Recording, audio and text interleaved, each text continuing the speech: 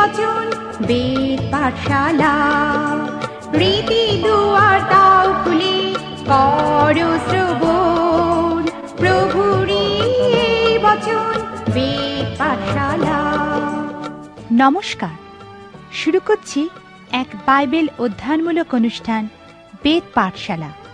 এই অনুষ্ঠানের মাধ্যমে আপনি জানতে পারবেন ঈশ্বরের বাক্য, পবিত্র বাইবেলের নিগূঢ় তত্ত্ব। তাহলে শুনুন আজকের অনুষ্ঠান বেদ পাঠশালা।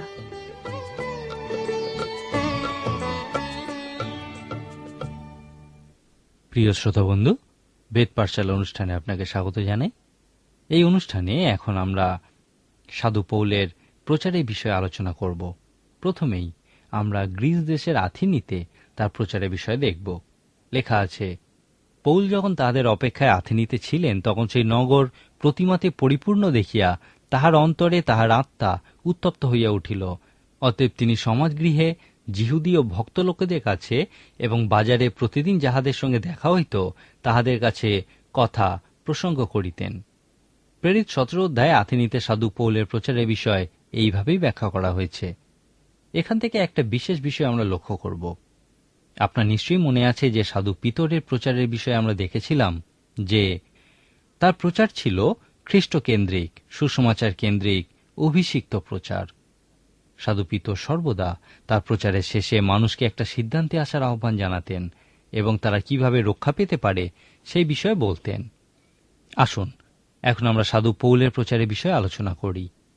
17 অধ্যায়ে আমরা দেখি যে সাধু পৌল আথেনীতে গেছেন এবং সেই নগর প্রতিমাতে পরিপূর্ণ দেখিয়া তাহার অন্তরে তাহার আত্মা উত্তপ্ত হইয়া উঠিল। একজন পণ্ডিত ব্যক্তি বলেছিলেন, আথেনীতে একটা দেবতার দেখা পাওয়া যত সহজ, মানুষের দেখা পাওয়া তত সহজ ছিল না, কারণ সেখানে প্রতিমা পরিপূর্ণ ছিল।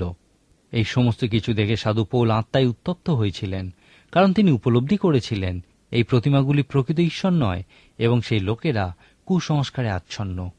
একজন মহান প্রচারক রূপে সাধু পৌলের আত্মা উত্তপ্ত হয়ে উঠেছিল। আমরা দেখি যে তিনি 3টি কাজ করেছিলেন। এই 3টি বিষয় সাধু পৌলের কৌশলের বিষয় দেখায়। প্রথমেই তিনি সাধারণত সমাজগৃহে যেতেন, সেখানে ধর্মগুরুদের কাছে প্রচার করতেন যে যিশুই হচ্ছেন খ্রিস্ট, সেই মসীহ। তারপর তিনি সমাজগৃহ থেকে প্রচার করা ও শিক্ষা দেওয়ার অনুমতি নিতেন। তারপর তিনি যিশুই যে খ্রিস্ট, সেই মসীহ, তা পরজাতীয়দের কাছে প্রচার করতেন। যদিও সাধু পৌল পরজাতীয়দের কাছে প্রচার করার জন্য আহত হয়েছিলেন, কিন্তু যিহুদীদের জন্য তার অন্তরে একটা বোঝা ছিল এবং সেই জন্য তিনি প্রথমে যিহুদীদের কাছেই যেতেন। সাধু পৌল সেখানে প্রত্যেক দিন বাজারে যেতেন এবং সেখানে লোকেদের সঙ্গে তর্ক বিতর্ক করতেন। লেখা আছে, আথেনীয় সকল লোক ও তথাকার প্রবাসী বিদেশীরা কেবল নতুন কোনো কথা বলা বা শোনা ছাড়া আর কিছুতে কালক্ষেপ করিত না। তারা দার্শনিক ছিল এবং যে কোনো বুদ্ধিদীপ্ত গভীর বিষয়ে তর্ক করতে ভালোবাসত। তারা নতুন কিছু শুনতে ভালোবাসত। সাধু পৌল এই লোকেদের সঙ্গেই বাজারে আলোচনা ও তর্ক বিতর্ক করতেন। তিনি নিশ্চয়ই তাদের উপর প্রভাব বিস্তার করেছিলেন। সেখানে তিনি বিভিন্ন রাজনৈতিক নেতা, বিভিন্ন ধনী ও প্রভাবশালী ব্যক্তিদের সঙ্গেও আলোচনা করতেন। ইহাই ছিল আথেনীতে প্রচারের ক্ষেত্রে সাধু পৌলের পদ্ধতি। তারপর তাকে আরেওপাগ নামক একটা জায়গায় আমন্ত্রণ জানানো হয়েছিল। এই জায়গাটা একটা বিচারালয়ের মতো ছিল, যেখানে শুধুমাত্র বিখ্যাত ব্যক্তিরাই তর্ক বিতর্কের জন্য আমন্ত্রিত হতো। এই আরেওপাগে কথা বলার জন্য আমন্ত্রিত হওয়া ছিল প্রকৃতই সম্মানের বিষয়। এখানেই সাধু পৌল একটা মহান প্রচার করেছিলেন। তিনি তার প্রচার এইভাবে শুরু করেছিলেন। তখন পৌল আরেওপাগের মধ্যস্থলে দাঁড়াইয়া কহিলেন, হে আথেনীয় লোকেরা, দেখিতেছি তোমরা সর্ববিষয়ে বড়ই দেবতা ভক্ত। কেননা বেড়াইবার সময় তোমাদের উপাস্য বস্তু সকল দেখিতে দেখিতে একটি বেদী দেখিলাম, যাহার উপরে লিখিত আছে, অপরিচিত দেবের উদ্দেশ্যে। অতএব তোমরা যে অপরিচিত দেবের ভজনা করিতেছ, তাহাকে আমি তোমাদের নিকটে প্রচার করি। এক্ষেত্রে আমরা একটা প্রকৃত চতুরতা লক্ষ্য করি। সাধু পৌল এখানে বলছেন, আমি তোমাদের শহর ঘুরে দেখেছি এবং বুঝেছি যে তোমরা প্রকৃতই ধর্মভীরু। এখন আপনি সত্য জীবন্ত ঈশ্বরকে না জেনেই ধর্মভীরু হতে পারেন। ধর্মভীরু হওয়া এবং নতুন জন্ম লাভ করার মধ্যে একটা পার্থক্য আছে। এরপর সাধু পৌল বলেছিলেন, আমি একটা বেদী দেখতে পেয়েছিলাম যার উপরে লেখা ছিল অপরিচিত দেবের উদ্দেশ্যে। ইহার অর্থ হল তোমরা বিশ্বাস করো যে একজন ঈশ্বর আছেন যাকে তোমরা জানো না, আর সেই ঈশ্বরের কথাই আমি তোমাদের কাছে প্রচার করছি। এরপর সাধু পৌল সে অপরিচিত দেবের বিষয়ে একটা মহান প্রচার করেছিলেন। তিনি বলেছিলেন যে ঈশ্বর এই স্বর্গ ও পৃথিবী সৃষ্টি করেছেন, মানুষকে সৃষ্টি করেছেন, তাকে সোনার রূপা দিয়ে তৈরি করা যায় না। এক্ষেত্রে তিনি তাদেরই একজন কবির লেখা একটা লাইন উদ্ধৃত করেছিলেন, যা বলে, কারণ আমরাও তাহার বংশ। তিনি এরপর যীশু খ্রিস্টের মৃত্যু ও পুনরুত্থান উল্লেখ করে সুসমাচার প্রচার করে বলেছিলেন, অতএব আমরা যখন ঈশ্বরের বংশ, তখন ঈশ্বরের স্বরূপকে মনুষ্যের শিল্প ও কল্পনা অনুসারে খোদিত স্বর্ণের কি রৌপ্যের কি প্রস্তরের সদৃশ্য জ্ঞান করা আমাদের কর্তব্য নহে। ঈশ্বর সেই অজ্ঞানতার কাল উপেক্ষা করিয়াছিলেন, কিন্তু এখন সর্বস্থানে সকল মনুষ্যকে মন পরিবর্তন করিতে আজ্ঞা দিতেছেন, কেননা তিনি একটি দিন স্থির করিয়াছেন, যে দিনে আপনার নির্পিত ব্যক্তি দ্বারা ন্যায়ে জগৎ সংসারে বিচার করিবেন। এই বিষয়ে সকলের বিশ্বাসযোগ্য প্রমাণ দিয়েছেন, ফলত মৃতগণের মধ্য হইতে তাহাকে উঠাইয়াছেন। এরপর আমরা তার প্রতিক্রিয়া স্বরূপ দেখি, লেখা আছে, তখন মৃতগণের পুনরুত্থানের কথা শুনিয়া কেহ কেহ উপহাস করিতে লাগিল, কিন্তু আর কেহ কেহ বলিল, আপনার কাছে এই বিষয়ে আমরা আরেকবার শুনিব। এইরূপে পৌল তাহাদের মধ্য হইতে প্রস্থান করিলেন। কিন্তু কোন কোন ব্যক্তি তাহার সঙ্গ ধরিল ও বিশ্বাস করিল।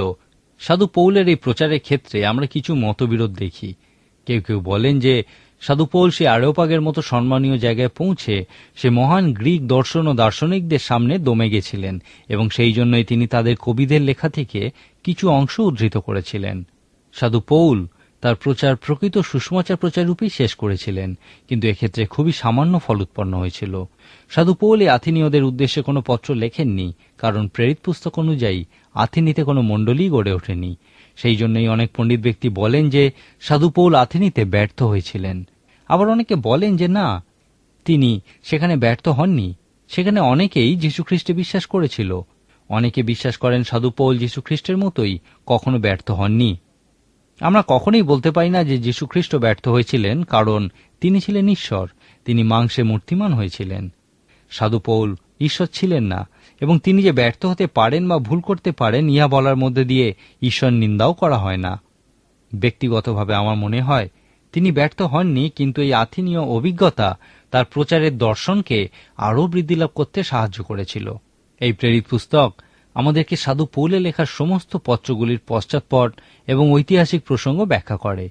পুরাতন নিয়মের ঐতিহাসিক বইগুলির সম্পর্কে আমি বলেছিলাম যেই বইগুলি সেই সমস্ত ঐতিহাসিক প্রসঙ্গ ব্যাখ্যা করে যা ভাওবাদীগণকে বোঝার জন্য আমাদেরকে সাহায্য করে। একইভাবে প্রেরিত পুস্তক সাধু পৌলের পত্রগুলির ঐতিহাসিক প্রসঙ্গ ব্যাখ্যা করে। প্রেরিত 17 এবং 18 অধ্যায়ে আমরা আথিনীতে ও করিন্থে সাধু পৌলের প্রচার কাজের বিষয় দেখি। এখানে একটা গুরুত্বপূর্ণ বিষয় লক্ষ্য করি যে সাধু পৌল আথিনী থেকে সোজাসুজি করিন্থে গেছিলেন। প্রেরিত 18 অধ্যায় বলে যে করিন্থে কিছুদিন প্রচার করার পর সাধু পৌলের আরেকবার পঞ্চসপ্তমীর অভিজ্ঞতা হয়েছিল। প্রতিটি শহরেই তার এই অভিজ্ঞতা হয়েছিল। সাধু পৌল যখন করিন্থে তার কাজ শুরু করেছিলেন, তখন লেখা আছে, আর প্রভু রাত্রিকালে দর্শনযোগে পৌলকে কহিলেন, ভয় করিও না, বরং কথা বলো, নীরব থাকিও না, কারণ আমি তোমার সঙ্গে সঙ্গে আছি। তোমার হিংসা করণার্থে কেহই তোমাকে আক্রমণ করিবে না, কেননা এই নগরে আমার অনেক প্রজা আছে। ইহা খুবই আকর্ষণীয় বিষয়। সাধু পৌল সবেমাত্র ভীষণভাবে দুর্নীতিগ্রস্ত একটা শহরে তার প্রচার কাজ শুরু করতে যাচ্ছিলেন। এই করিন্থীয়দের মতো কাজ করা ছিল অবর্ণনীয় নীতিহীনতার সমতুল্য। সাধু পৌলের সময় করিন্থ শহরটা চরম আত্মিকতাবিহীন অবস্থায় ছিল, কিন্তু তবুও ঈশ্বর তাকে দর্শন দিয়ে বলেছিলেন, এই শহরে আমার অনেক প্রজা আছে, তুমি ভয় করো না।